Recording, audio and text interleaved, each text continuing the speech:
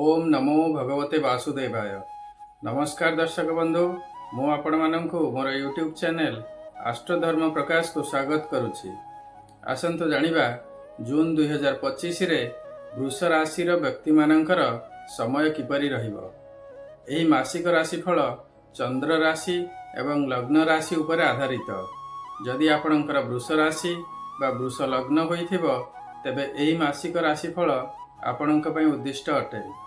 आसंतु जानिबा जून 2025 रे राशि चक्र रे ग्रह मानकर स्थिति कौन अछि। प्रथम स्थान रे रवि एवं बुध अवस्थान करिसेंती। जून 7 तारिख दिन बुध मिथुन राशि बा द्वितीय स्थान को चलन करिवे। 15 जून रे रवि मध्य राशि परिवर्तन करी मिथुन राशि को बा द्वितीय स्थान को जिवे। द्वितीय स्थान रे बृहस्पति अवस्थान करुछंती। तृतीय स्थान रे मंगल अछंती जे कि जून 7 तारिख दिन सिंह राशि को चलन करी चतुर्थ स्थान रे अवस्थान करिवे। चतुर्थ स्थान रे केतु अछंती।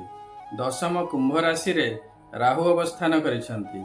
मीन राशि रे एकादश स्थान रे शनि अवस्थान करुछंती एवं सर्वशेष रे द्वादश स्थान रे मेष राशि रे शुक्र अवस्थान करुछंती। एहा थिला जून 2025 रे वृष राशि पई ग्रह मानकर स्थिति। जदि वर्तमान पर्यंत मो चैनल को आपण सब्सक्राइब करि नाहंती तेबे सब्सक्राइब निश्चय करंतु। शनिंकर राशि परिवर्तन, बृहस्पतिंकर राशि परिवर्तन एवं राहु केतुंकर राशि परिवर्तनर प्रभाव आपणक राशि उपरे कोन पकाइबो एवं एहार प्रतिकार कोन, जदि आपण डिटेल ले जानिबाकू चाहुचंती तेबे मो चैनल को सब्सक्राइब करंतु एवं ए समस्त वीडियो देखंतु। स्वास्थ्य आसंतु जानिबा वृष राशि व्यक्ति मानकर जून 2025 रे स्वास्थ्य किपरि रहिबो। राशि अधिपति ग्रह शुक्र मेष राशि रे अछंती। वृष राशि रे रवि 15 तारिख पर्यंत अवस्थान करुछंती। स्वास्थ्य दृष्टि ए मासटी आपणकर भल रहिबो। सुस्थ रहिबे, मन मध्य प्रफुल्ल रहिबो। 15 जून परे टिके दुर्बल अनुभव करि पारंती, मात्र ओभरऑल ए मासटी आपणकर स्वास्थ्य दृष्टि ठीक ठाक रहिबो। आसंतु जानिबा जून 2025 रे धन प्राप्ति दृष्टि आपणकर समय किपरि रहिबो। द्वितीय स्थान धन प्राप्तिर स्थान। द्वितीय स्थान रे बृहस्पति अछंती एवं धनाधिपति बुध जून 7 तारिख परे धन स्थान को बा द्वितीय स्थान को चलन करिवे। तेणु एही मासरे आपणकर धन प्राप्ति पई उत्तम समय अछि। जदि केउठारे आपणकर प्राप्य अर्थ अटकी थिबो बा मिलिबाकू विलंब हेउथिबो तेबे मिलिबार संभावना रहुछि। जून 15 तारिख परे जेतेबेले रवि मिथुन राशि को चलन करिवे तापरे धन प्राप्ति दृष्टि आपणकर आहुरी भल समय पड़िबो। विद्या शिक्षा बा एजुकेशन। पंचम स्थान हेउछि विद्या शिक्षा बा एजुकेशन रो स्थान।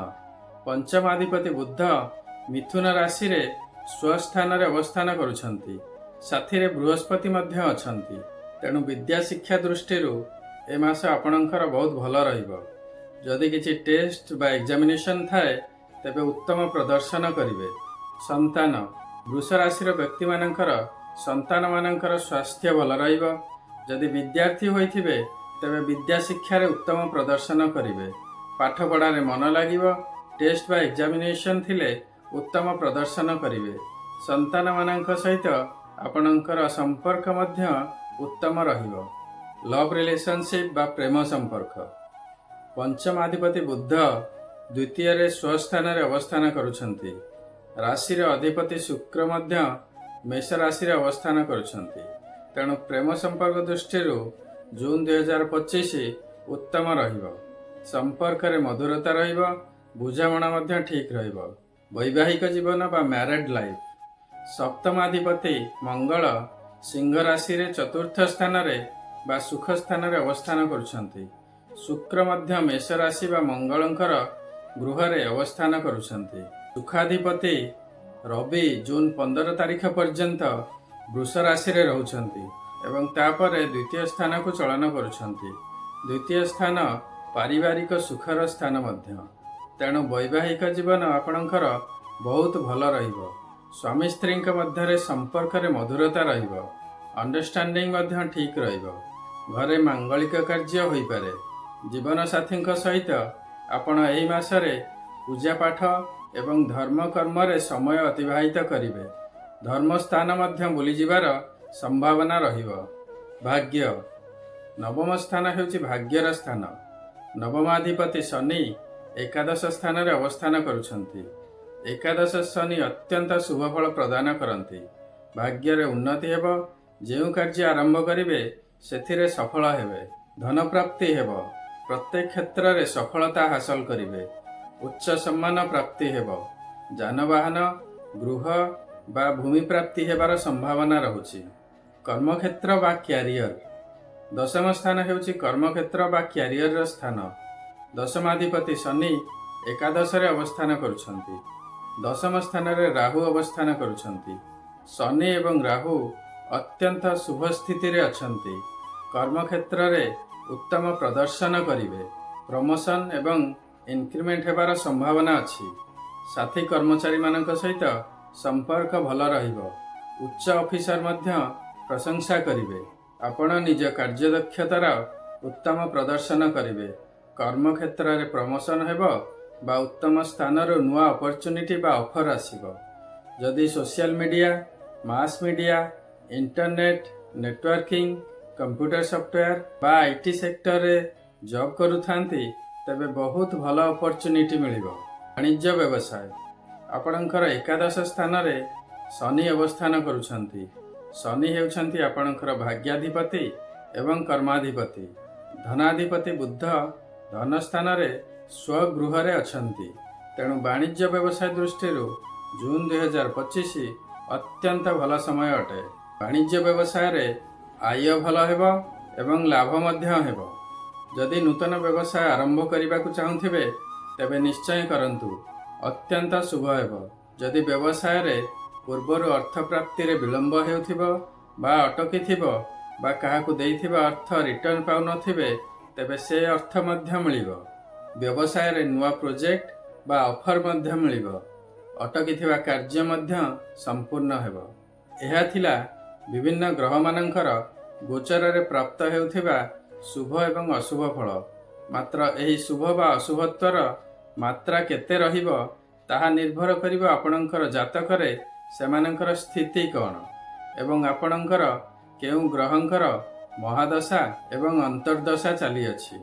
ଯଦି ଆପଣଙ୍କୁ ଲାଗୁଛି ଗୋଚରରେ ଗ୍ରହମାନଙ୍କର ସ୍ଥିତି ଅନୁସାରେ ଆପଣଙ୍କୁ ରେଜଲ୍ଟ ମିଳୁନାହିଁ ତେବେ ଆପଣଙ୍କର ଜାତକର ପ୍ରପର ଆନାଲିସିସ୍ କରନ୍ତୁ ଏବଂ ଆବଶ୍ୟକ ସ୍ଥଳେ ପ୍ରତିକାର ମଧ୍ୟ କରାନ୍ତୁ। ଶୁଭଫଳ ନିଶ୍ଚୟ ପ୍ରାପ୍ତି ହେବ। ବୃଷ ରାଶିର ଘାତବାର ହେଉଛି ଶନିବାର। ଘାତ ଚନ୍ଦ୍ର ହେଉଛି କନ୍ୟା ଚନ୍ଦ୍ର। ଘାତ ତିଥି ହେଉଛି ଚତୁର୍ଥୀ ତିଥି। ଘାତ ନକ୍ଷତ୍ର ହେଉଛି ହସ୍ତା ନକ୍ଷତ୍ର। ଏହି ଦିନମାନଙ୍କରେ ଅଘଟଣ ବା ଦୁର୍ଘଟଣା ହେବାର ସମ୍ଭାବନା ଥାଏ। ତେଣୁ ସାବଧାନତା ଅବଲମ୍ବନ କରିବେ। ବୃଷ ରାଶିର ଶୁଭ ବାର ହେଉଛି ଶୁକ୍ରବାର। ଶୁଭ ରଙ୍ଗ ହେଉଛି ପିଙ୍କ। ଶୁଭ ରତ୍ନ ହେଉଛି ହୀରା।